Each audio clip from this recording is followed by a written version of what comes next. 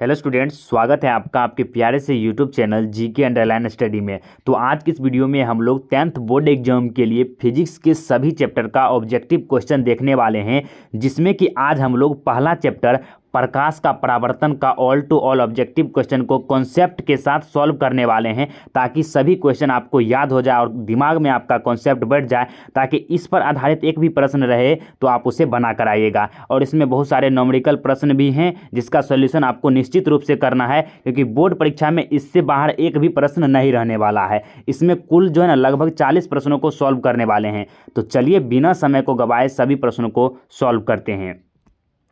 तो इसमें देखिए फर्स्ट क्वेश्चन क्या कह रहा है कि निम्नलिखित में कौन सा कथन सत्य नहीं है। तो इसमें असत्य कथन को चुनना है। तो प्रकाश एक प्रकार की ऊर्जा है, ये कथन तो सत्य है कि जो प्रकाश है वह एक प्रकार का ऊर्जा का ही रूप है, जिसके माध्यम से हम किसी भी वस्तु को देखते हैं और देखने की अनुभूति प्रदान करता है, वह होता है प्रकाश। उसका दूसरा है कि प्रकाश जो है ना सरल रेखा में चलती है, ये भी बात सही है कि प्रकाश जो एक सीधी रेखा में गमन करती है। उसके बाद कह रहा है कि समतल दर्पण द्वारा प्रकाश एक अच्छा अवशोषक है। तो जो ये कथन है ये असत्य कथन है। तो राइट आंसर जो है ना आपका ग हो जाएगा। और जो चौथा ऑप्शन था कि आभासी प्रतिबिंब को पर्दे पर उतारा नहीं जा सकता है, तो ये गलत है। आभासी प्रतिबिंब को पर्दे पर उतारा जा सकता है, बल्कि जो वास्तविक प्रतिबिंब होता है उसे पर्दे पर नहीं उतारा जा सकता है। तो ये बाकी तीनों जो है ना ऑप्शन जो है आपका वो सही है, लेकिन जो गौ का राइट आंसर हो जाएगा। इसमें गौ जो है ना वह असत्य कथन है। अब क्यों असत्य कथन है इसके बारे में भी थोड़ा सा जान लेते हैं।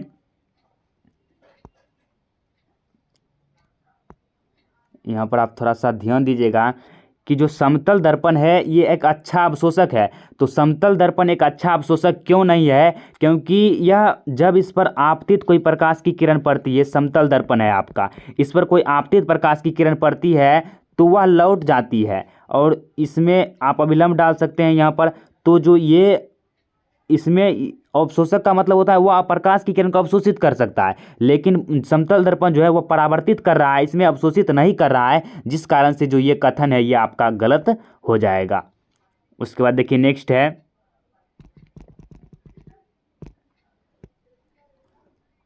उसके बाद देखिए दूसरा प्रश्न क्या कह रहा है। अच्छे तरीके से सभी प्रश्नों को सॉल्व करने के ऐसे पदार्थ जिनसे होकर आपतित प्रकाश एक छोटे से भाग से ही पार कर पाता है उसे कहते हैं। तो एक छोटा सा अगर भाग से पार करेगा तो उसे हम पारभासी पदार्थ कहेंगे। इसी पारभासी के पदार्थ को हम अर्धपारदर्शी पदार्थ भी कहते हैं। इसे अर्धपारदर्शी पदार्थ भी कहते हैं। अर्धपारदर्शी पदार्थ भी इसे हम कहते हैं, जिससे प्रकाश की किरण आंशिक रूप से पार करता है, और जिससे आसानी से पार कर देता है उसे पारदर्शी कहेंगे, और जिससे नहीं करेगा उसे अपारदर्शी कहेंगे। तीन कॉन्सेप्ट आपका क्लियर हो गया। तो इस तरह से आपको इसका आंसर लिखना है। उसके बाद देखिए नेक्स्ट प्रश्न है,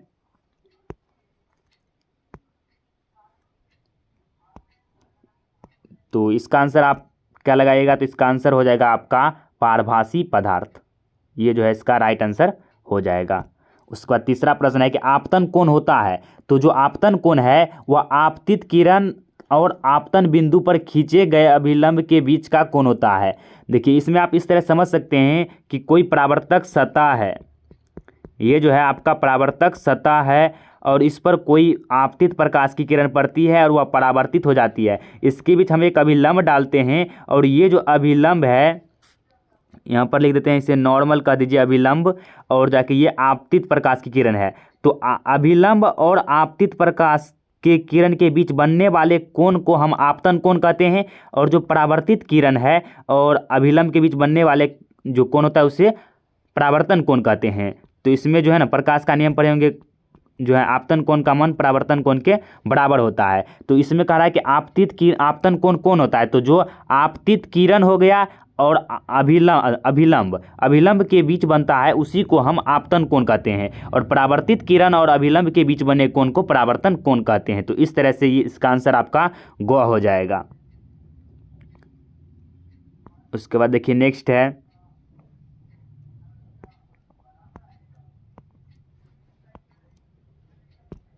इसका आंसर आपका ग हो जाएगा। उसके बाद है कि एक प्रकाश किरण एक समतल दर्पण पर लंबवत आपतित होती है तो परावर्तन कोण का मान होगा।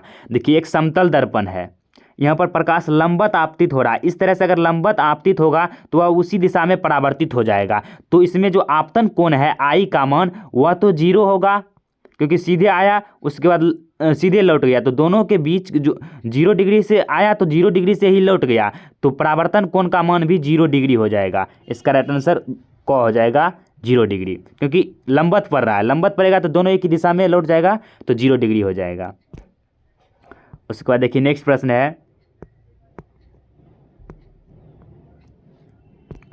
प्रश्न नेक्स्ट है कि दो समांतर समतल दर्पणों के बीच रखी गई वस्तु के सिद्धांततः जो है ना कितने प्रतिबिंब बन सकते हैं, तो अनंत प्रतिबिंब बन सकते हैं। ये आपको भी पता है कि दो समतल दर्पण के बीच जो है ना अनंत प्रतिबिंब बनता है जब हम किसी वस्तु को रखते हैं। आप भी सैलून में गए होंगे तो दो दर्पण के बीच आपका अनंत प्रतिबिंब आपको दिखाई देता होगा, तो इसका राइट आंसर क्या हो जाएगा, डी हो जाएगा।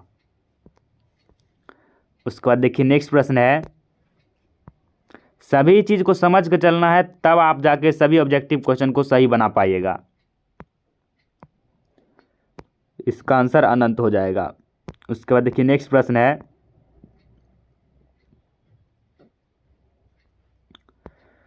प्रश्न क्या कह रहा है यहाँ पर देखिए, तो 6 नंबर का प्रश्न है कि प्रकाश की एक किरण एक समतल दर्पण पर लंबवत आपतित होती है, दर्पण द्वारा किरण के पथ में उत्पन्न विचलन कोण का मान क्या होगा।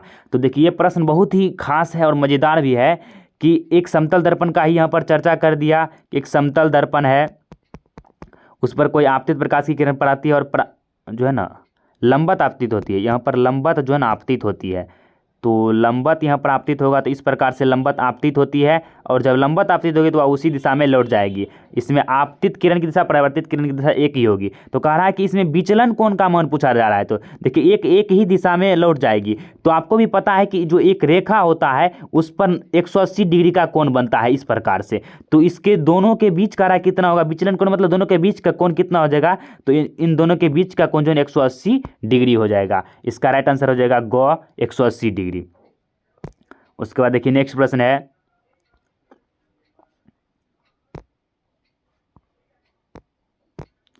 उसके बाद है कि यदि आप एक स्थिर समतल दर्पण की ओर 4 मीटर प्रति सेकेंड की चाल से चल रहे हो तो आपका जो प्रतिबिंब है, प्रतिबिंब आपकी ओर किस चाल से आएगा, प्रतिबिंब बोल रहा है किस चाल से आएगा। तो देखिए इसमें एक समतल दर्पण है, समतल दर्पण है यहाँ पर, और यहाँ पर आप है, मान लीजिए यहाँ पर एक व्यक्ति है किसी, ये 4 मीटर प्रति सेकेंड की रफ्तार से जो है ना वह चल रहा है, तो जब यह चलेगा तो प्रतिबिंब भी जो है 4 मीटर प्रति सेकेंड के रफ्तार से ही आएगा, क्योंकि इसमें वस्तु दूरी, प्रतिबिंब दूरी और वस्तु दूरी दोनों बराबर होता है। तो कह रहा है कि दोनों के इसके बीच आपेक्षिक अगर प्रतिबिंब की चाल निकालेगा तो आपका हो जाएगा 4 + 4, दोनों का जो योग है वो हो जाएगा प्रतिबिंब की चाल, तो ये हो जाएगा 8 मीटर प्रति सेकेंड। इसका राइट आंसर क्या हो जाएगा, 8 मीटर प्रति सेकेंड। उसके बाद देखिए नेक्स्ट है,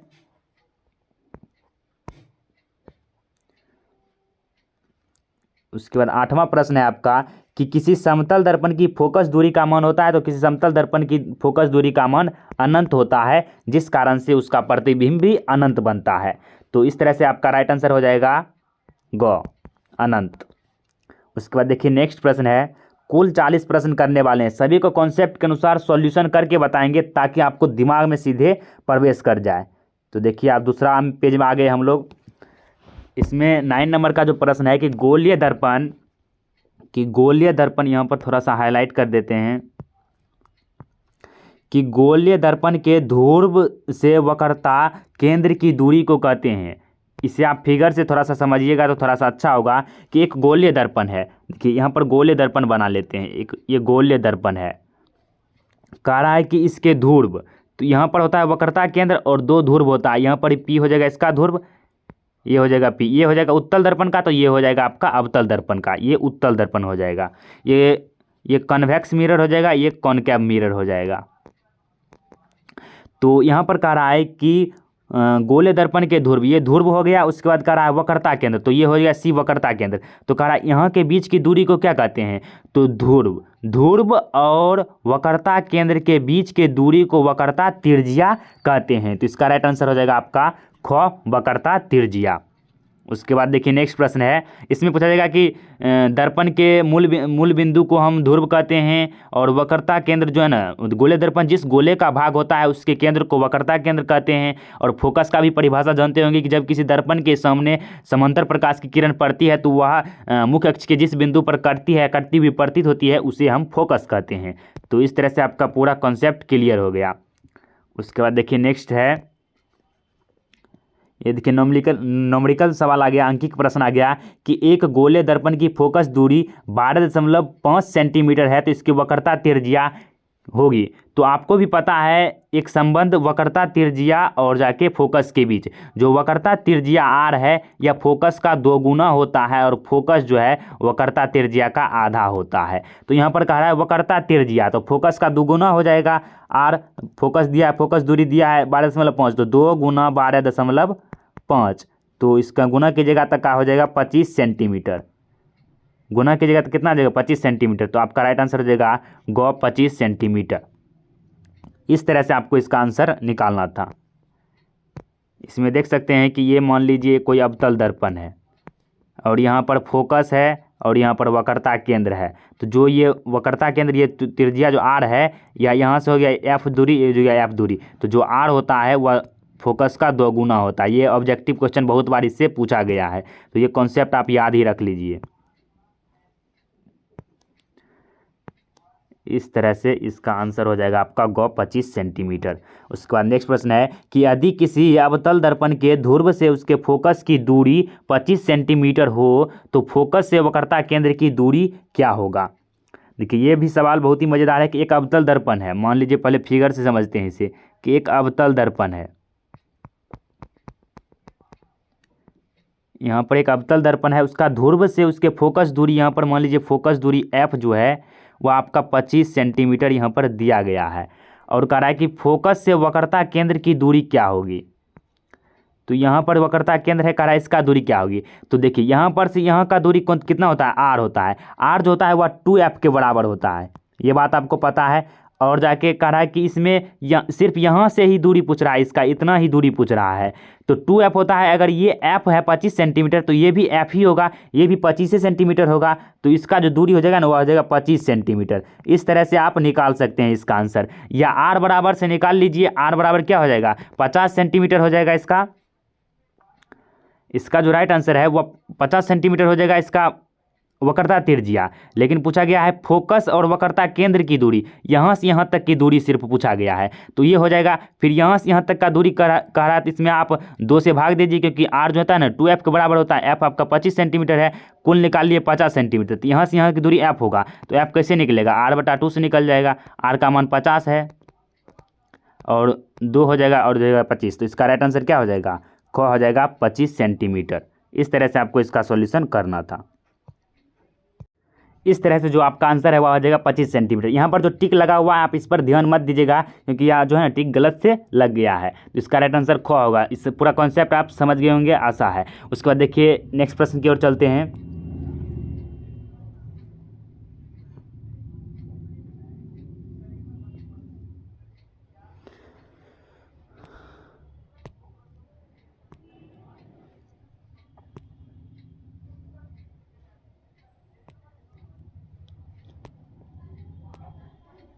आप हो सके तो इसे नोट भी कर सकते हैं।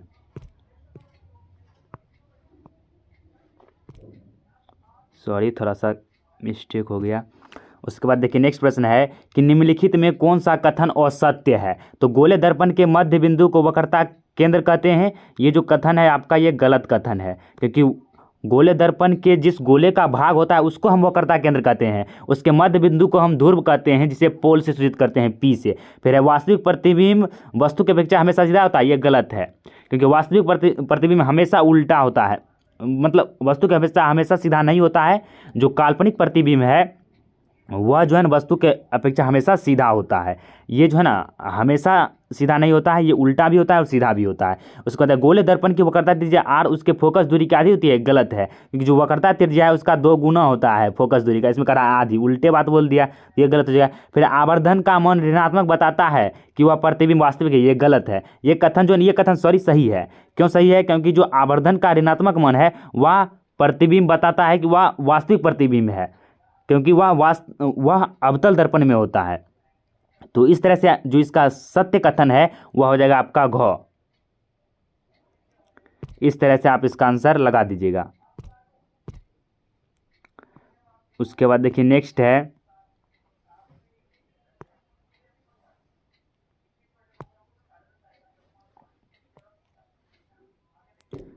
इसका आंसर हो जाएगा आपका घ, कि आवर्धन का ऋणात्मक मान बताता है कि प्रतिबिंब वास्तविक है। उसके बाद देखिए नेक्स्ट प्रश्न है,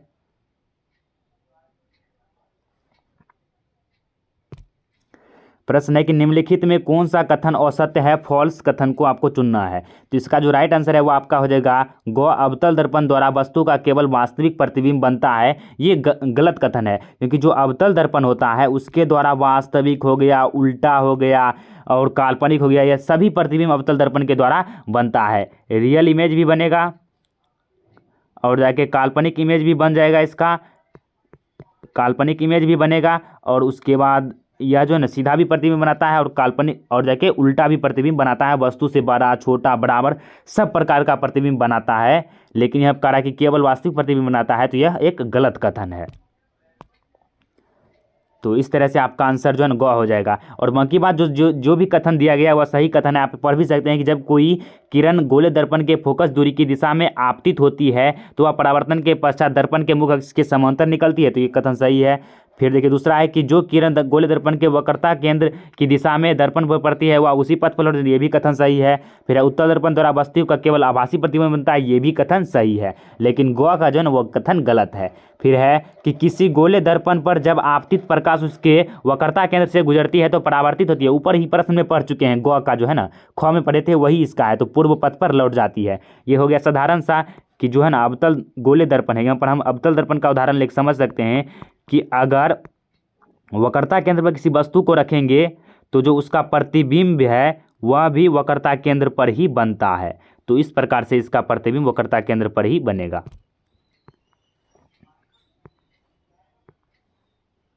उसके बाद देखिए नेक्स्ट प्रश्न है जिसका आंसर हो जाएगा आपका, इसका आंसर तो ग हो गया। उसके बाद निम्नलिखित में कौन सा कथन गलत है। तो जो आभासी प्रतिबिंब है उसे पर्दे पर प्राप्त किया जा सकता है, यह कथन गलत है, क्योंकि आभासी प्रतिबिंब को पर्दे पर प्राप्त नहीं किया जा सकता है, सिर्फ वास्तविक प्रतिबिंब को ही पर्दे पर प्राप्त किया जा सकता है। फिर है कि निम्नलिखित में किस दर्पण के द्वारा किसी वस्तु का, 16 नंबर का प्रश्न है कि निम्नलिखित में से किस दर्पण द्वारा किसी वस्तु का आभासी प्रतिबिंब मिल सकता है। तो आभासी प्रतिबिंब जो है वह तीनों दर्पण के द्वारा मिल सकता है। यहाँ पर ध्यान देने वाली बात है कि जो आभासी प्रतिबिंब काल्पनिक प्रतिबिंब का चर्चा किया गया है, जो समतल दर्पण के द्वारा होता है, अवतल दर्पण के द्वारा होता है, उत्तल दर्पण के द्वारा भी होता है, तो ये तीनों दर्पण हो जाएगा। ये आपको ध्यान में रखना है कि जो अवतल दर्पण है ये आपका वास्तविक भी बनाएगा, काल्पनिक भी बनाएगा, ये दोनों प्रतिबिंब बनाएगा, लेकिन जो उत्तल दर्पण होता है यह सिर्फ काल्पनिक या आभासी प्रतिबिंब ही बनाता है। तो ये आपको ध्यान में रखना है यहाँ पर। और समतल दर्पण सिर्फ आभासी प्रतिबिंब बनाता है और वस्तु के बराबर प्रतिबिंब बनाता है, ना तो छोटा ना तो बड़ा। उसके बाद नेक्स्ट प्रश्न है 17 नंबर का प्रश्न है कि निम्नलिखित में से किस दर्पण द्वारा वस्तु का वास्तविक प्रतिबिंब प्राप्त किया जा सकता है। तो समतल दर्पण के द्वारा भी नहीं होगा, क्योंकि उसमें आभासी बनता है, और उत्तल दर्पण में आभासी होता है, लेकिन जो आपका अवतल दर्पण है वह वास्तविक प्रतिबिंब बनाता है। फिर है वस्तु से छोटा और आभासी प्रतिबिंब इनमें से किस दर्पण से प्राप्त होता है। तो वस्तु से छोटा और आभासी जो प्रतिबिंब है वह हमेशा उत्तल दर्पण से प्राप्त होता है, इसका राइट आंसर हो जाएगा घ। उसके बाद है कहाँ पर स्थित होने से वस्तु का प्रतिबिंब अवतल दर्पण के वक्रता केंद्र पर बनता है। तो वक्रता केंद्र पर ही स्थित होगा, तभी उसका प्रतिबिंब जो है ना वक्रता केंद्र पर ही बनेगा। इस प्रकार से जो है ना प्रतिबिंब उसका वक्रता केंद्र पर ही बनेगा। उसके बाद देखिए नेक्स्ट प्रश्न है आपका कि वस्तु से बड़ा आभासी प्रतिबिंब किस दर्पण से प्राप्त होता है। तो अवतल दर्पण से प्राप्त होता है जब हम अवतल दर्पण के, यहाँ पर याद रखिएगा, जब हम अवतल दर्पण के फोकस हो गया और उसके बाद ध्रुव, फोकस और ध्रुव के बीच किसी वस्तु को रखते हैं तो उसका आभासी और जो है ना बहुत विस्तृत प्रतिबिंब दर्पण के पीछे हमें जो है ना प्राप्त होता है। इस तरह से यहाँ पर इसका प्रतिबिंब प्राप्त होता है। ये आपको याद रखना है, हो जाएगा अवतल दर्पण। उसके बाद नेक्स्ट प्रश्न है कि अवतल दर्पण द्वारा किसी वस्तु का बन सकता है, तो वह केवल आभासी भी प्रतिबिंब बना सकता है, काल्पनिक भी प्रतिबिंब बना सकता है, तो दोनों हो जाएगा इसका राइट आंसर। यह ध्यान रखना है आपको बात कि अवतल दर्पण के द्वारा रियल इमेज भी बनता है और काल्पनिक इमेज भी बनता है। उसके बाद है एक अवतल दर्पण से वस्तु की स्थिति ध्रुव और फोकस के बीच हो तो प्रतिबिंब होगा। तो जब हम बताए भी, तुरंत ही बताए कि जब वस्तु को अवतल दर्पण के ध्रुव और फोकस के बीच रखा जाए तो उसका आभासी और आवर्धित प्रतिबिंब दर्पण के पीछे बनता है। तो इसका जो राइट आंसर है आपका हो जाएगा गो, ये हो जाएगा इसका राइट आंसर। फिर है एक उत्तल दर्पण जो है ना उत्तल गोले दर्पण से प्रतिबिंब बनता है, तो वह आभासी प्रतिबिंब हमेशा बनाता है। इस तरह से इसका राइट आंसर क हो जाएगा। उसके बाद चलिए नेक्स्ट प्रश्न की ओर चलते हैं। उसके बाद देखिए नेक्स्ट प्रश्न आ गया कि एक दर्पण से किसी भी दूरी पर रखी एक वस्तु का जो है ना सीधा प्रतिबिंब की ही प्राप्त होता है, उस दर्पण कहते हैं। तो उस दर्पण को हम समतल और उत्तल दोनों दर्पण कह सकते हैं, क्योंकि समतल और उत्तल दर्पण में वस्तु का जो है प्रतिबिंब आभासी तो प्राप्त होता ही है और उसके बाद जो है ना वह सीधा भी प्राप्त होता है और छोटा भी प्राप्त होता है। तो इसमें हो जाएगा समतल तथा उत्तल दर्पण। उसके बाद देखिए नेक्स्ट है कि यदि किसी दर्पण द्वारा बने प्रतिबिंब का आकार हमेशा वस्तु के आकार के बराबर होता है, तब वह दर्पण क्या होगा, अब समतल दर्पण होगा। इसमें नहीं कहा गया कि वस्तु के बराबर है, कहा है कि सीधे कि आभासी प्रतिबिंब किन दर्पण के द्वारा बनाया जा सकता है। तो सीधा प्रतिबिंब किस दर्पण में होता है, तो अब समतल दर्पण और उत्तल दर्पण में। लेकिन इसमें कहा कि वस्तु के आकार के बराबर हो जाएगा, तो उसमें समतल दर्पण ही काम करेगा, क्योंकि उत्तल दर्पण में हमेशा जो वस्तु का प्रतिबिंब छोटा ही बनता है। ये आपको याद रखना है।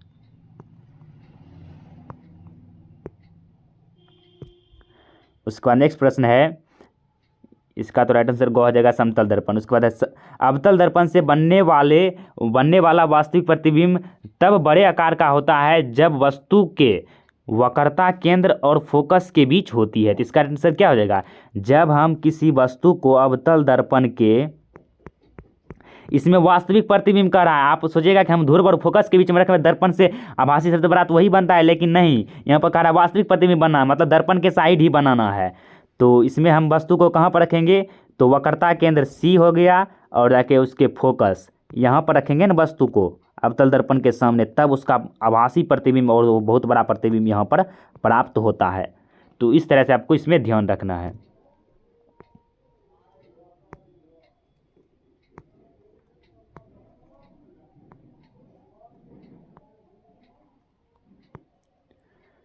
उसके बाद देखिए नेक्स्ट प्रश्न है, आप नंबरिकल क्वेश्चन आ गया है, इसे आपको अच्छे तरीके से सॉल्व करना है। ये आपके 2 नंबर में भी पूछे जा सकते हैं और पूछा भी जाता है कि एक अवतल दर्पण, यह प्रश्न है कि एक अवतल दर्पण के मुख्य अक्ष के लंबवत 1.5 सेंटीमीटर आकार की एक वस्तु रखी है, तो दर्पण से वस्तु की दूरी दर्पण के वक्रता त्रिज्या के बराबर है, तो प्राप्त प्रतिबिंब का आकार होगा।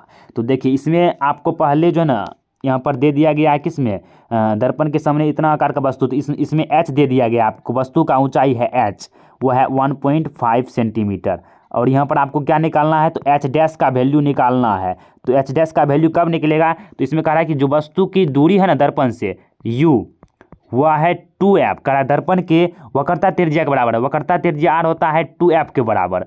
तो इसमें क्या हो जाएगा, ये भी हो जाएगा 2f के बराबर, और कह रहा है कि उसका इसका भी कितना हो जाएगा, तो भी 2f के ही बराबर हो जाएगा। कैसे होगा भी, तो आप यहाँ पर फॉर्मूला पढ़े हैं, इस तरह से इसका जो है ना निकाल सकते हैं आप। थोड़ा सा इसका सॉल्यूशन अच्छे तरीके से करते हैं कि m जो आवर्धन है वह होता है v/u, तो v/u होता है, तो v का वैल्यू यहाँ पर देखिए v का वैल्यू, रुक जाइए थोड़ा सा, पहले हम लोग यहाँ पर जो है ना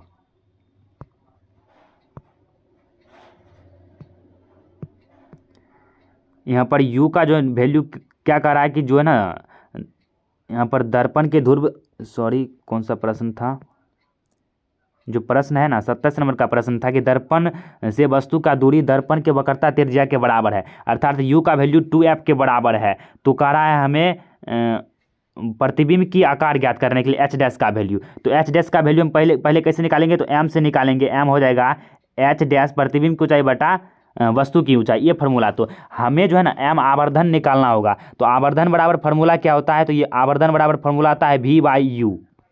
वी बाई यू होता है, तो हमको भी निकालना है। तो दर्पण सूत्र से पहले हम लोग भी निकाल लेते हैं, उसके बाद आवर्धन निकाल लेंगे और उसका मान उसमें रख देंगे तो निकल जाएगा। तो यहाँ पर हो जाएगा 1/f बराबर 1/v प्लस 1/u। तो हमको v का वैल्यू निकालना है, तो 1/f हो जाएगा। ये u का वैल्यू 2f था, तो इधर लाइएगा तो -1/2f हो जाएगा और ये 1/v हो जाएगा।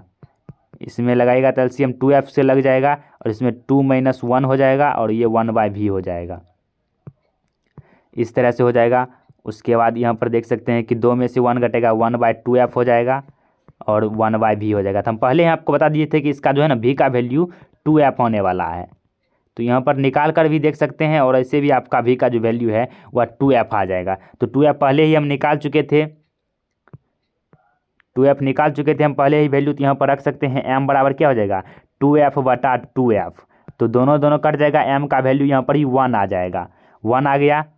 उसके बाद हम लोग क्या करेंगे, यहाँ पर रख देंगे। यहाँ पर m का जो है ना अब हो जाएगा m बराबर h/h।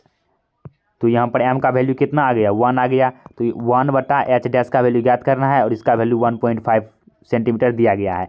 तो h डैश का वैल्यू क्या हो जाएगा, ये गुना हो जाएगा उधर में, तो 1.5 सेंटीमीटर ही हो जाएगा।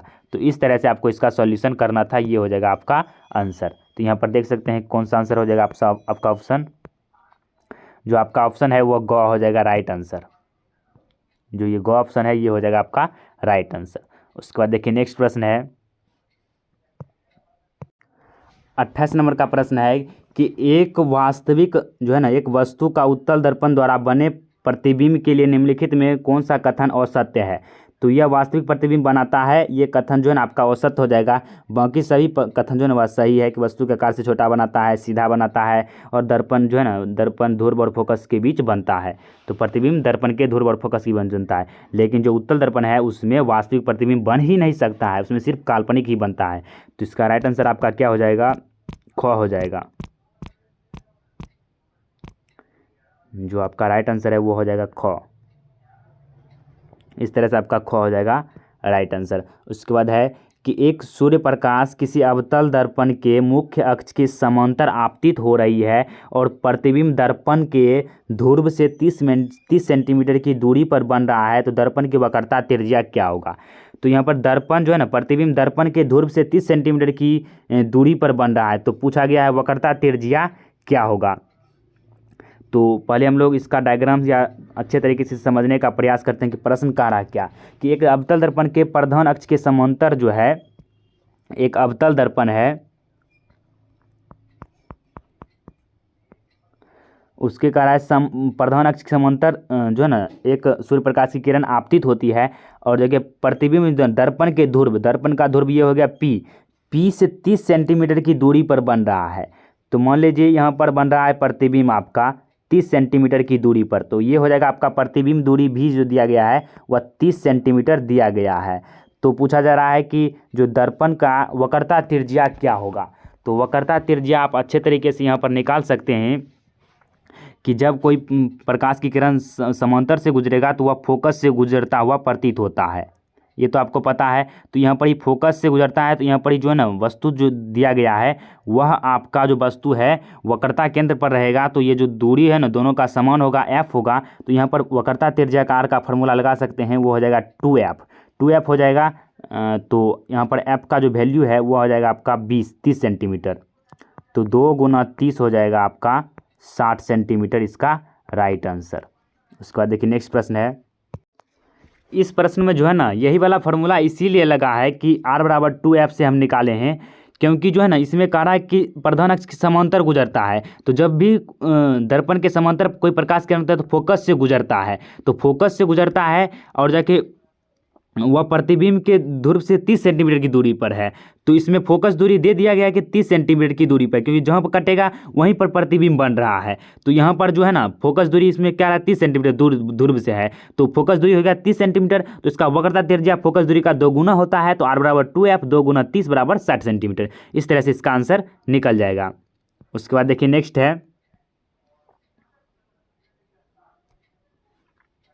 इसका जो आंसर हो जाएगा ना आपका 60 सेंटीमीटर हो जाएगा।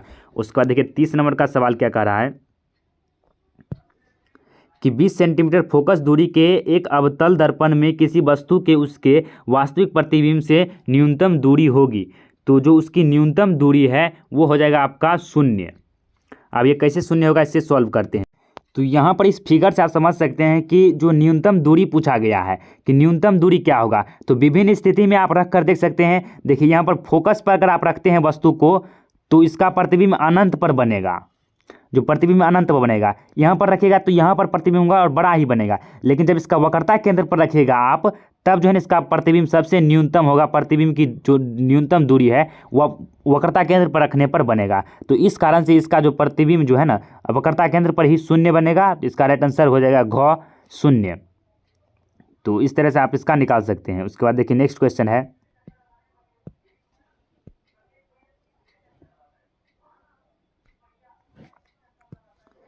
शून्य हो जाएगा इसका राइट आंसर। उसके बाद देखिए नेक्स्ट प्रश्न है 31 नंबर का कि एक अवतल दर्पण के ध्रुव से 30 सेंटीमीटर की दूरी पर रखी गई वस्तु का वास्तविक प्रतिबिंब दर्पण के ध्रुव से 60 सेंटीमीटर पर बनता है। तो अवतल दर्पण के वक्रता त्रिज्या का मान होगा। तो जो इसका राइट आंसर है वह हो जाएगा आपका ग 30 सेंटीमीटर से अधिक और 60 सेंटीमीटर से कम। ये कैसे होगा, तो इसे सॉल्व करते हैं हम लोग। तो यहाँ पर हम लोग इसे सॉल्व कर सकते हैं। एक अवतल दर्पण है और कह रहा है यह ध्रुव से 30 सेंटीमीटर की दूरी पर एक वस्तु को रखा गया है, 30 सेंटीमीटर की दूरी पर। तो यू आपका 30 सेंटीमीटर दिया गया है और यह वस्तु दूरी है, तो अवतल दर्पण में ये माइनस हो जाएगा। फिर है वस्तु का वास्तविक प्रतिबिंब दर्पण के ध्रुव से 60 सेंटीमीटर पर बनता है। इसका भी जो है ना वह 60 सेंटीमीटर दूरी पर बनता है, ये भी माइनस में हो जाएगा। उसका उस दर्पण की वक्रता त्रिज्या का मान होगा। तो वक्रता त्रिज्या का मान आपको पता है किस तरह से निकाला जाता है। आप यहाँ पर फार्मूला लगा सकते हैं। जो फार्मूला है वह दर्पण सूत्र लग जाएगा और आपका अच्छे आसानी तरीके से आंसर निकल जाएगा। तो 1/f बराबर होता है 1/v प्लस 1/u। तो यहाँ पर देखिए इसे इस रूप में भी लिखा जा सकता है। फोकस जो होता है ना r होता है ये 2f के बराबर होता है। f जो है ना वो होता है r/2 को। तो ये r/2 का वैल्यू यहाँ पर रख दीजिएगा तो वक्रता त्रिज्या में बदल जाएगा। ये 2 ऊपर चला जाएगा और r नीचे चला आएगा। तो ये हो जाएगा 1/v प्लस 1/u। तो यहाँ पर आप मान रख दीजिए 60 है और 30 है। यहाँ पर आप मान रखिएगा तो 2/r हो जाएगा और ये 60-30 हो जाएगा। तो 60-30 कर लीजिएगा तो ये 60 हो जाएगा नीचे और ये ऊपर में 1 से लग जाएगा। और ये u कितना है, तो u 30 है, u 30 है। यहाँ पर माइनस का चिन्ह आपको ध्यान रखना है।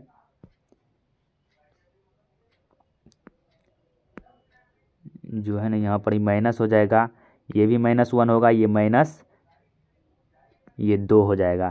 तो ये -3 हो जाएगा आपका 60। तो 3 से काट दीजिए 20 बार में कट जाएगा। उसके बाद 1/20 आ गया और इधर से आप गुना कर दीजिएगा, ऊपर हो जाएगा 2/r बराबर 1/20। तो r का वैल्यू 40 सेंटीमीटर आ जाएगा आपका। r का वैल्यू 40 सेंटीमीटर आ जाएगा। तो यहाँ पर देख लीजिए कि जो है ना ये 30 सेंटीमीटर से अधिक है और जाके 60 सेंटीमीटर से कम है। इस तरह से आपका इसका राइट जो आंसर है वह हो जाएगा ग हो जाएगा इसका राइट आंसर। उसका देखिए नेक्स्ट प्रश्न है 34 नंबर का सवाल है आपका कि एक वस्तु जो है 15 सेंटीमीटर फोकस दूरी वाले अवतल दर्पण के सामने 10 सेंटीमीटर की दूरी पर रखी है। तो वस्तु का प्रतिबिंब क्या होगा। देखिए इसमें अवतल दर्पण का चर्चा किया गया। तो वस्तु हमेशा जो है ना वास्तविक होगा और जाके बड़ा होगा और उल्टा होगा। तो इसका राइट आंसर क्या हो जाएगा, ग हो जाएगा। देखिए ये तो दोनों होगा ही नहीं। कह रहा है फोकस दूरी कितना है 15 सेंटीमीटर। उसके बाद वस्तु को 10 सेंटीमीटर की दूरी पर रखा गया है, तब वस्तु का जो है ना प्रतिबिंब बनेगा। तो प्रतिबिंब जो है हमेशा सीधा तो बनता ही नहीं है, इसमें सीधा तो इस केस में नहीं बनेगा, क्योंकि दर्पण दर्पण के बीच में रखा गया है। सॉरी, यहाँ पर थोड़ा सा ध्यान दीजिएगा। इसी डायग्राम से हम लोग अच्छे तरीके से समझ सकते हैं कि इसका आंसर जो है क्या होने वाला है। देखिए, पहले कह रहा है एक अवतल दर्पण है, तो पहले हम लोग देखिए जितना अच्छा से आप डायग्राम से समझ सकते हैं उतना जो है ना इसे नहीं समझ सकते हैं। तो यहाँ पर कह रहा है कि फोकस दूरी उसका एफ है, और कह रहा है कि जो है ना अवतल दर्पण के सामने 10 सेंटीमीटर की दूरी वस्तु रखा गया है। ये तो 15 सेंटीमीटर है, तो 10 सेंटीमीटर इसी के बीच होगा, तो मान लीजिए इसी के बीच रखा गया है। और आपको पता है कि जब ध्रुव और फोकस के बीच हम वस्तु को रखेंगे तो उसका जो प्रतिबिंब होता है वह दर्पण से जो है पीछे जो है ना आभासी और बहुत बड़ा प्रतिबिंब बनता है और सीधा प्रतिबिंब बनता है। तो इसका आंसर क्या हो जाएगा? ख हो जाएगा, आभासी, बड़ा तथा सीधा, क्योंकि वस्तु को जो है ना रखा गया है फोकस और ध्रुव के बीच इस सवाल के अनुसार। तो इसका राइट आंसर हो जाएगा आभासी, बड़ा तथा सीधा, और बाकी बात जो है ना ये राइट आंसर नहीं होगा, ये आपका हो जाएगा राइट आंसर। इस तरह से आप डायग्राम से सोचकर समझकर अच्छे तरीके से बना सकते हैं।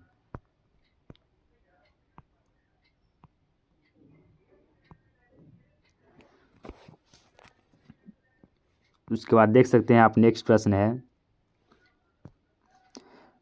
है कि एक वस्तु 40 सेंटीमीटर फोकस दूरी के उत्तल दर्पण से 40 सेंटीमीटर दूरी स्थित है, तो उसके और उसके प्रतिबिंब के बीच की दूरी होगी। तो यहाँ पर देख लीजिए, इस डायग्राम से आप समझ सकते हैं कि जो है ना ये आपका एक उत्तल दर्पण है, और इस उत्तल दर्पण में क्या कह रहा है कि 40 सेंटीमीटर फोकस दूरी के, मतलब 40 सेंटीमीटर इसका फोकस दूरी है, और कह रहा है वस्तु को भी 40 सेंटीमीटर दूर पर स्थित है, मतलब वस्तु यहाँ पर स्थित है फोकस पर। तो आपको पता है कि जब वस्तु फोकस पर स्थित रहेगा तो उसका प्रतिबिंब जो है ना अनंत में बनता है, और उसके प्रतिबिंब के बीच की दूरी भी अनंत हो जाएगा। इसका आंसर हो जाएगा घ, अनंत।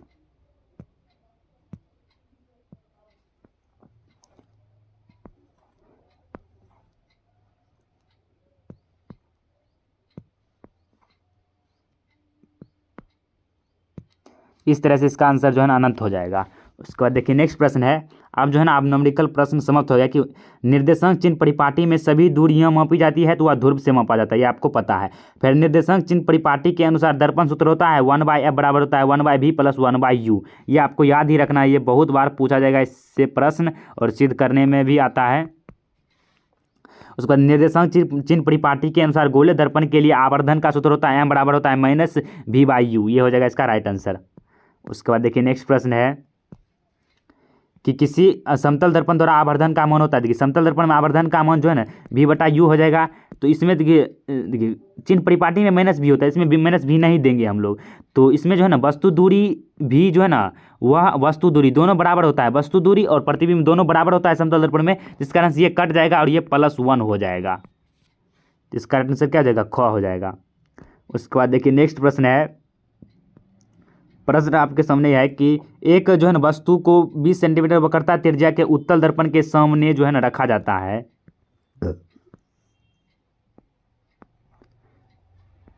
यहाँ पर थोड़ा सा ध्यान दीजिएगा कि एक वस्तु को 20 सेंटीमीटर वक्रता त्रिज्या के उत्तल दर्पण के सामने 40 सेंटीमीटर पर रखा जाता है तो उसका प्रतिबिंब बनेगा। पहले आप इस सवाल को जो है ना बिना हल किए हुए भी निकाल सकते हैं। कैसे?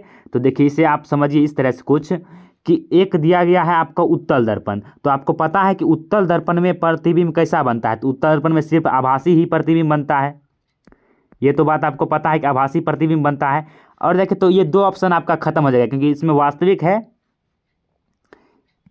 क भी खत्म हो जाएगा, वास्तविक, ये दोनों तो ऑप्शन खत्म ही हो गया। उसके बाद देखिए क्या कर रहा है, रखा गया तो प्रतिबिंब बनेगा। तो इसमें देखिए यहाँ पर क्या कर रहा है, आभासिता दर्पण के सामने, तो दर्पण के सामने तो प्रतिबिंब बनता ही नहीं है, उत्तल दर्पण में सिर्फ दर्पण के पीछे ही बनता है, तो पीछे हो जाएगा 8 सेंटीमीटर पर बनेगा। इसका आंसर ख हो जाएगा।